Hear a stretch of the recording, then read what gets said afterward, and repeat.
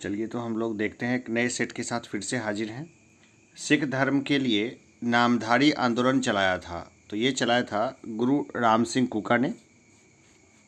ठीक है, तो ये सिख धर्म के लिए नामधारी आंदोलन चलाया था किसने? तो गुरु राम सिंह कुका ने। और ये जितने प्रश्न मैं लेकर के आ रहा हूँ, इसको हमने खास तौर से चुना है ताकि आपको एग्जामिनेशन में ना ऐसे ही प्रश्न देखने को मिलेंगे। महाराष्ट्र के सुधारक गोपाल हरि देशमुख को लोक हितवादी की संख्या दी गई थी। इसको आप ऐसे याद करिए, जैसे लोक हितवादी गोपाल हरि देशमुख, ये कौन थे? तो महाराष्ट्र के सुधारक थे। इनको याद रखिए, लोक हितवादी गोपाल हरि देशमुख। इसका जो नाम लिखेंगे ना, इसमें पहले ही लोक हितवादी यहाँ पे जोड़ दीजिए। ठीक है ना, गोपाल हरि देशमुख से पहले लोक हितवादी जोड़ दीजिए। वर्ष 1910 में इलाहाबाद में भारत स्त्री महामंडल की स्थापना की गई थी सरला देवी चौधरानी के द्वारा।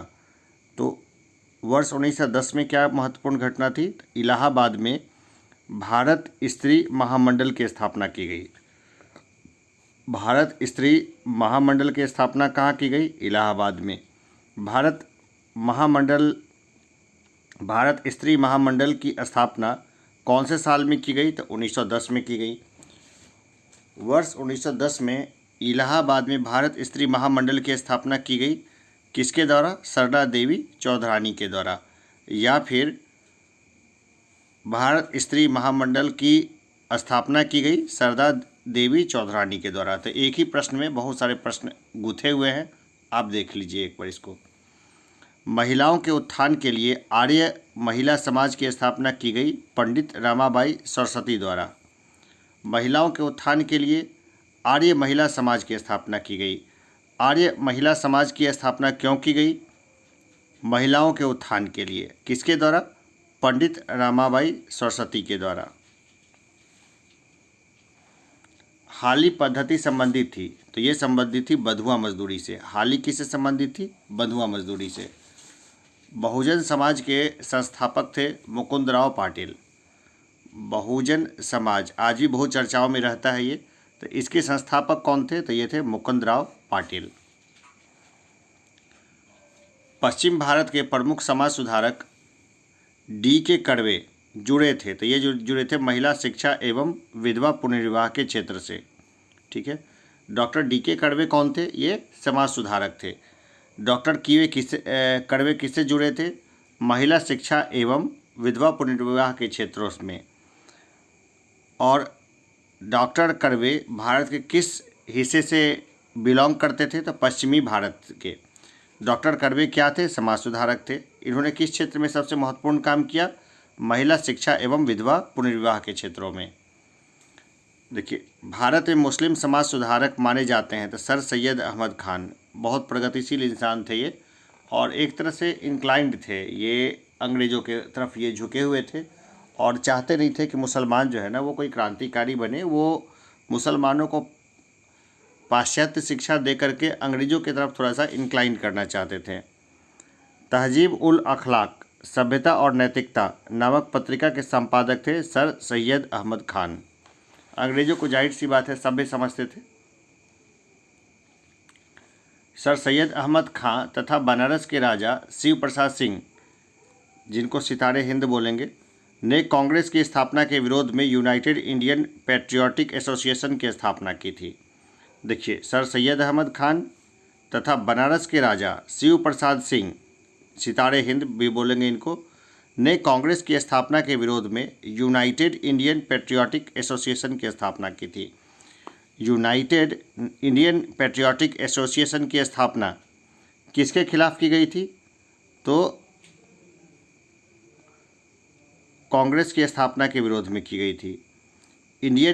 यूनाइटेड इंडियन पैट्रियोटिक एसोसिएशन की स्थापना की गई थी सर सैयद अहमद खान द्वारा और बनारस के राजा शिव प्रसाद सिंह द्वारा।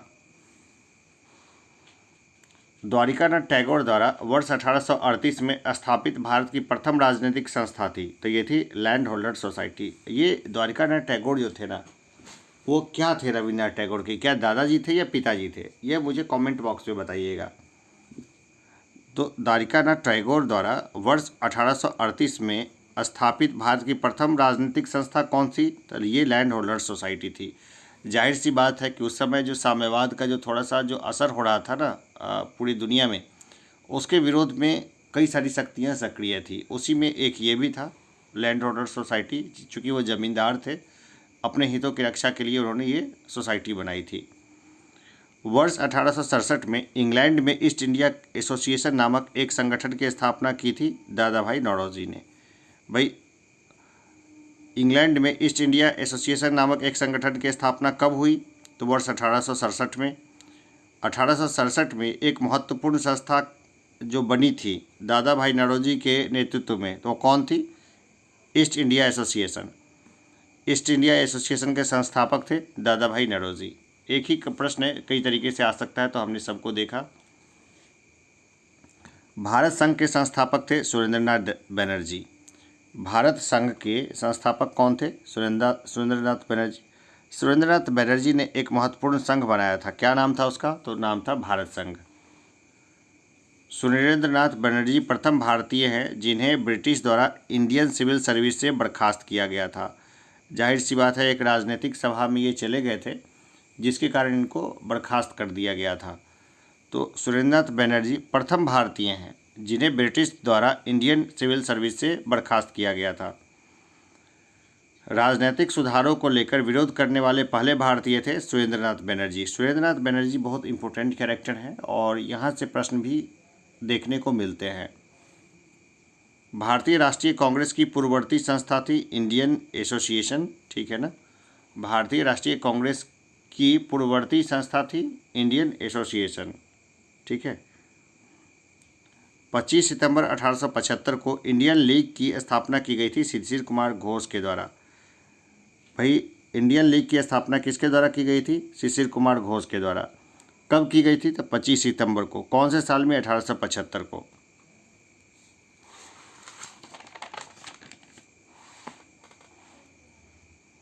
सिविल सर्विसेज आंदोलन का नेतृत्व किया था सुरेंद्रनाथ बनर्जी ने। सिविल सर्विसेज आंदोलन से उनको बर्खास्त कर दिया गया था, तो सिविल सर्विसेज आंदोलन किया था किसने? सुरेंद्रनाथ बनर्जी ने। आनंद मोहन बोस के द्वारा इंडिया सोसाइटी की स्थापना की गई थी लंदन में। आनंद मोहन बोस के द्वारा इंडिया सोसाइटी की स्थापना कहाँ की गई थी? लंदन में की गई थी। आईएनसी का प्रथम अधिवेशन हुआ था 28 दिसंबर 1885 को। इंडियन नेशनल कांग्रेस हुआ, इसका मतलब Indian national Congress. Indian national Congress का जो प्रथम अधिवेशन हुआ वो कहाँ हुआ था? गोकुल दास कॉलेज, संस्कृत कॉलेज में। उस समय क्या था, जब पुणे में प्लेग फैल गया था, इसलिए मुंबई में हुआ था ये कार्यक्रम। यह अधिवेशन हुआ था 28 दिसंबर 1885 को। स्वराज को राष्ट्रीय मांग के रूप में सर्वप्रथम रखा था, तो ये रखा था दादा भाई नौरोजी ने। स्वराज को राष्ट्रीय मांग के रूप में सर्वप्रथम रखा था किसने? तो दादा भाई नौरोजी ने सबसे पहले उन्होंने रखा था। बाकी तो बाल गंगाधर तिलक का जो है स्टेटमेंट काफ़ी मशहूर हुआ था कि स्वराज मेरा जन्मसिद्ध अधिकार है और मैं उसे लेकर आऊँगा, लेकिन सबसे पहले इसने मांग के रूप में किसने रखा था? दादा भाई नौरोजी ने। कितने ज़्यादा विजनरी लोग थे ये आप से सोच सकते हैं। भारतीय राष्ट्रीय कांग्रेस की स्थापना के समय भारत का वायसराय था, तो ये थे लॉर्ड डफरिन। भारतीय राष्ट्रीय कांग्रेस की स्थापना के समय भारत के वायसराय थे लॉर्ड डफरिन। कांग्रेस को सूक्ष्मदर्शी अल्पसंख्यक जनता का प्रतिनिधि बताते हुए मजाक उड़ाया था लॉर्ड डफरिन ने। लॉर्ड डफरिन ने क्या बोला था कि कांग्रेस है ना, वो सूक्ष्मदर्शी और अल्पसंख्यक जनता का प्रतिनिधि करती है, यही बहुसंख्यकों के लिए नहीं है। पहले तो अंग्रेज फेवर में थे कांग्रेस के, लेकिन बाद में उनको जैसे ही खतरा महसूस हुआ, ये सब लोग जो है ना खिलाफ हो गए कांग्रेस के। प्रारंभ में भारतीय राष्ट्रीय कांग्रेस का नाम भारतीय राष्ट्रीय संघ रखा गया था। देखिए, यह भी महत्वपूर्ण है, प्रश्न है कि प्रारंभ में भारतीय राष्ट्रीय कांग्रेस का नाम भारतीय राष्ट्रीय संघ रखा गया था। बाद में दादा भाई नौरोजी के सुझाव पर इसका नाम परिवर्तित कर भारतीय राष्ट्रीय कांग्रेस कर दिया गया था। भारतीय राष्ट्रीय कांग्रेस पर प्रार्थना, याचना तथा विरोध की राजनीति करने का आरोप लगाया था बाल गंगाधर तिलक ने। भाई, भारतीय राष्ट्रीय कांग्रेस पर प्रार्थना, याचना तथा विरोध की राजनीति करने का आरोप किसने लगाया था? तो ये लगाया था बाल गंगाधर तिलक ने। देखिए, बाल गंगाधर तिलक को जो है ना पत्रकार की ड्यूटी करते हुए सबसे पहले इनको जेल हुई थी। और बाल गंगाधर तिलक जो है ना वो और भी कई सारी चीज़ों से जुड़े हुए थे। बाल गंगाधर तिलक से भी प्रश्न काफ़ी पूछे जाते हैं। एक सेपरेट लेक्चर इनके ऊपर में बनाया जा सकता है। भारतीय राष्ट्रीय कांग्रेस के लखनऊ अधिवेशन 1916 ईस्वी में बाल गंगाधर तिलक ने अभिव्यक्त किया था, स्वराज मेरा जन्मसिद्ध अधिकार है और मैं उसे लेकर रहूँगा। भाई ये तो सब लोग जानते हैं कि इन्होंने बोला था ऐसा, लेकिन कब बोला था? तो भारतीय राष्ट्रीय कांग्रेस के लखनऊ अधिवेशन में। देखिए, बाल गंगाधर तिलक जो है ना वो कभी भी कांग्रेस के अध्यक्ष नहीं रहे।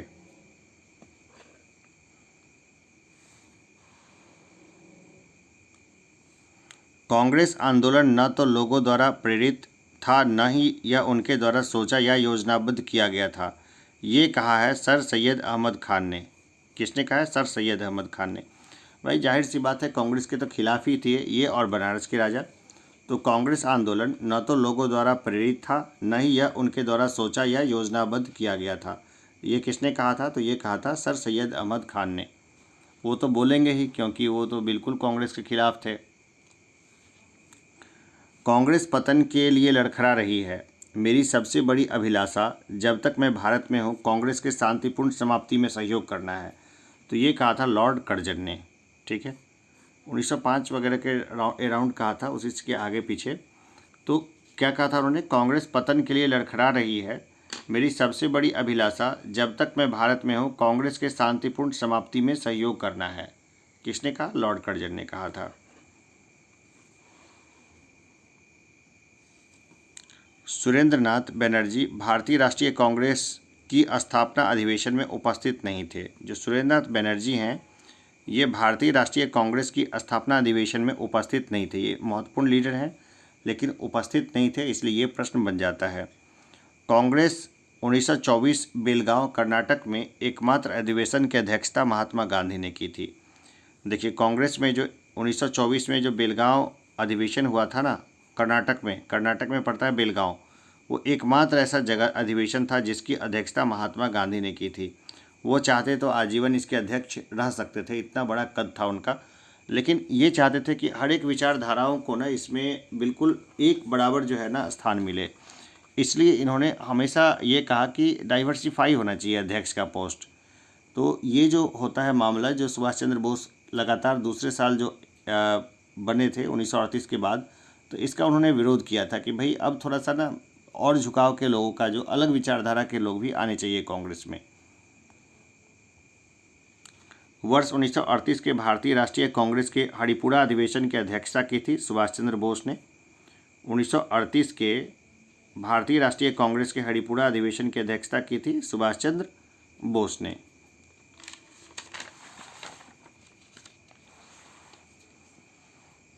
वर्ष 1939 के भारतीय राष्ट्रीय कांग्रेस के अधिवेशन के दौरान सुभाष चंद्र बोस द्वारा अध्यक्ष पद से इस्तीफा देने के बाद चुना गया डॉक्टर राजेंद्र प्रसाद को। देखिए, 1939 में कांग्रेस के लिए एक और अन्य आदमी को गांधी जी ने समर्थन दिया था। किसको दिया था? पट्टाभी सीतारमैया को। लेकिन चूँकि दोबारा चुने गए सुभाष चंद्र बोस, तो गांधी जी ने बोला कि ये मेरी हार है, और इसको लेकर कन्फ्लिक्ट शुरू हुआ। तो भाई त्यागपत्र दे दिया किन्होंने? तो सुभाष चंद्र बोस ने। तो उनकी खाली सीट पर जो है ना डॉक्टर राजेंद्र प्रसाद को फिर चुना गया था। कांग्रेस की स्थापना के संदर्भ में सेफ्टी वाल्व का सिद्धांत दिया था लाला लाजपत राय ने। लाला लाजपत राय ने बोला था कि कांग्रेस जो है ना वो एक तरह का सेफ्टी वाल्व है, यानी लोगों का गुस्सा जो है ना वहाँ जाके मतलब अंग्रेज़ों के खिलाफ नहीं होगा, मतलब बोलने की आज़ादी मिल गई नहीं तो बात ख़त्म हो गई। देखिए, बाल गंगाधर तिलक ने एक महत्वपूर्ण बात कही थी कि यदि हम मेढक की तरह वर्ष में केवल एक बार टर्राएंगे तो भारतीयों को कोई सफलता नहीं मिलेगी। तो ये बहुत महत्वपूर्ण लाइन्स है, ये बोली थी बाल गंगाधर तिलक ने। अनुशीलन समिति के संस्थापक थे पी मित्रा, प्रथमनाथ मिश्रा। ठीक है ना। अनुशीलन समिति क्या थी? तो अनुशीलन समिति जो थी ना एक क्रांतिकारी संस्था थी। बहुत सारे लोग इसमें जुड़े हुए थे, बारिंद्र कुमार घोष वगैरह भी जुड़े हुए थे। अनुशीलन समिति की एक पटना शाखा भी थी। तो ये दरअसल क्या थी, एक क्रांतिकारी शाखा थी। तो इस समिति के संस्थापक थे पी मित्रा यानी प्रथमनाथ मिश्रा। निष्क्रिय विरोध के सिद्धांत का प्रतिपादन किया था अरविंद घोष ने। अरविंद घोष बाद में सन्यासी जीवन में चले जाते हैं और अरविंदो आश्रम की स्थापना करते हैं पौंडीचेरी में, जो उस समय ब्रिटिश इंडिया का पार्ट नहीं था।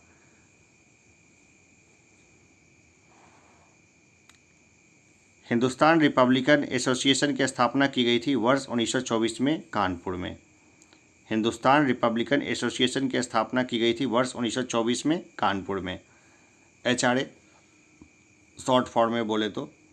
अब देखिए, काकोड़ी संयंत्र कांड हुआ था 1925 में। काकोड़ी संयंत्र क्या था, दरअसल अंग्रेजों का खजाना जा रहा था ट्रेन में, उस खजाने को लूट लिया गया था। तो जो अंग्रेजों का खजाना था उसको लूटा गया था काकोड़ी में, इसी को बोलते हैं काकोड़ी संयंत्र। और इसमें जो है ना फांसी हो गई थी बहुत सारे लोगों को, जिसमें रोशन सिंह वगैरह भी शामिल हैं, उनको फांसी दे दी गई थी।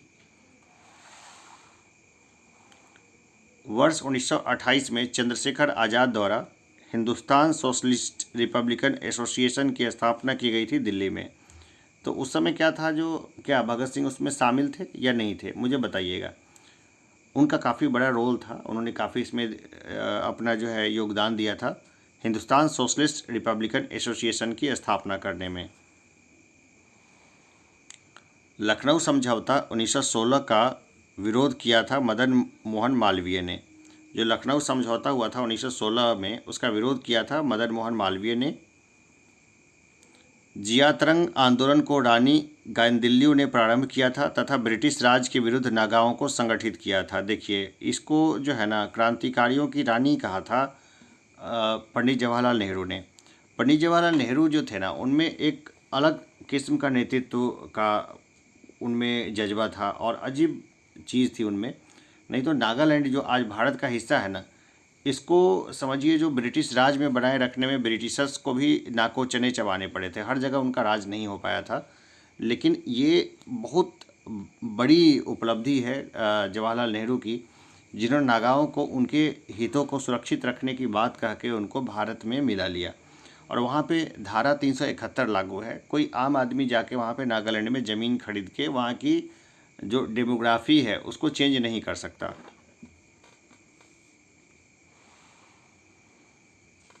वर्ष 1905 में श्यामजी कृष्ण वर्मा द्वारा इंडियन होम रूल सोसाइटी की स्थापना की गई थी लंदन में। भाई, इंडियन होम रूल सोसाइटी की स्थापना कहाँ की गई थी? लंदन में। लंदन में इंडियन होम रूल सोसाइटी की स्थापना किसने की थी? श्यामजी कृष्ण वर्मा ने। श्यामजी कृष्ण वर्मा द्वारा इंडियन होम रूल सोसाइटी की स्थापना कब की गई? वर्ष 1905 में की गई। तो बहुत सारे प्रश्न हैं, एक लाइन से बहुत सारी चीज़ें निकल जाती है, पूरी लाइन को ध्यान रखिएगा। 13 मार्च 1940 को लंदन में पंजाब के पूर्व लेफ्टिनेंट गवर्नर डायर की गोली मारकर हत्या कर दी गई थी। किसके द्वारा? तो सरदार उधम सिंह के द्वारा। 13 मार्च 1940 को। भाई 13 अप्रैल 1919 को ये फायरिंग हुई थी ना, 13 अप्रैल 1919 को। बस 13 अप्रैल को 1940 को लंदन में पंजाब के पूर्व लेफ्टिनेंट गवर्नर डायर की गोली मारकर हत्या कर दी थी। किसने? सरदार उधम सिंह ने। भाई ये वो डायर नहीं था जिसने गोलियां चलवाई थी, लेकिन इस डायर का भी संबंध था गोली चलवाने से के वाले मामले से, इसलिए इसकी भी हत्या कर दी, तो अच्छा ही किया। इंडिपेंडेंस लीग की स्थापना की गई थी रास बिहारी बोस के द्वारा। इंडिपेंडेंस लीग की स्थापना की गई थी रास बिहारी बोस के द्वारा। बंगाल का विभाजन कब प्रभावी हुआ? देखिए 16 अक्टूबर 1905 को। घोषणा कब हुई, प्रभावी कब हुआ, इससे संबंधित प्रश्न जो है ना कभी भी देखने को मिल सकते हैं। तो हम लोग एक पूरा लाइन ही देख लेते हैं कि कब हुआ, कैसे प्रभावी हुआ, ये सब चीज़ हम लोग देखते हैं।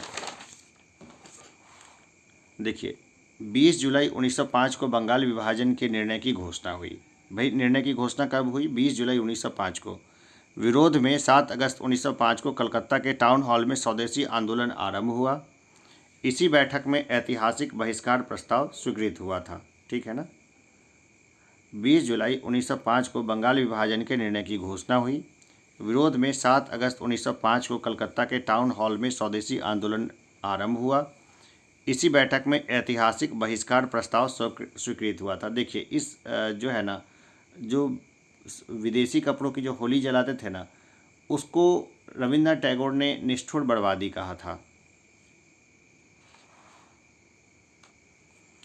बंगाल के विभाजन 1905 के विरोध में हुए आंदोलन का नेतृत्व किया था, तो ये किया था सुरेंद्रनाथ बनर्जी ने।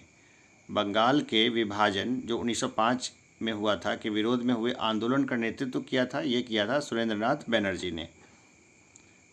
सुरेंद्रनाथ बनर्जी ने विरोध किया था किसका? बंगाल के विभाजन का, और नेतृत्व किया था आंदोलन का जो बंगाल के विभाजन के विरुद्ध में हो रहा था उसका। दिल्ली में स्वदेशी आंदोलन का नेतृत्व किया था सैयद हैदर रजा ने। दिल्ली में स्वदेशी आंदोलन का नेतृत्व किया था सैयद हैदर रजा ने। सैयद हैदर रजा ने दिल्ली में स्वदेशी आंदोलन का नेतृत्व किया था। मद्रास में स्वदेशी आंदोलन का नेतृत्व किया था चिदम्बरम पिल्लई ने। भाई ये जो थी ना स्वदेशी आंदोलन की आग, वो अन्य राज्यों में आराम से पहुंच गई थी। तो मद्रास में स्वदेशी आंदोलन का नेतृत्व किया था चिदम्बरम पिल्लई ने। ब्रिटिश वस्तुओं के बहिष्कार को राष्ट्रीय नीति के रूप में स्वीकृत किया गया वर्ष 1905 में। ब्रिटिश वस्तुओं के बहिष्कार को राष्ट्रीय नीति के रूप में कब स्वीकृत हुआ? 1905 में। जाहिर सी बात है बंग भंग का इसमें सबसे बड़ा योगदान था। बंग भंग के कारण लोग जो है ना काफ़ी ज़्यादा आहत हो गए थे, और बंग भंग के विरोध में ही ये सारे आंदोलन जो है वो बहुत प्रगाढ़ तरीके से शुरू हुए। ब्रिटिश पत्रकार एच.डब्ल्यू. नेविंसन जुड़े थे स्वदेशी आंदोलन से। ब्रिटिश पत्रकार एच.डब्ल्यू. नेविंसन जुड़े थे किसे? स्वदेशी आंदोलन से। और चलिए ऐसे और भी प्रश्न लेकर के आते रहेंगे। दरअसल ये टोटल जो है ना प्रश्न, इसको 50 मत मानिए, इनकी संख्या अगर देखेंगे तो बहुत हैवी है, और ये वैसे प्रश्न हैं जो मुझे लगता है कि एग्जामिनेशंस में आ सकते हैं। तो चलिए अभी के लिए इतना ही, फिर मिलेंगे एक ब्रेक के बाद। तब तक लगातार पढ़ते रहिए और तैयारी जारी रखिए। रोज़ स्टडी ही आपको जो है वो सफलता दिलाएगा। मैं एक प्रॉपर टाइम देख लेता हूँ, उस टाइम पे डेली बेसिस पे ये जो है ना हर करंट का से लेकर के सारे गेस्ट क्वेश्चंस के सेट्स को मैं दे दिया करूँगा। चलिए फिर मिलते हैं जल्द ही। जय हिंद।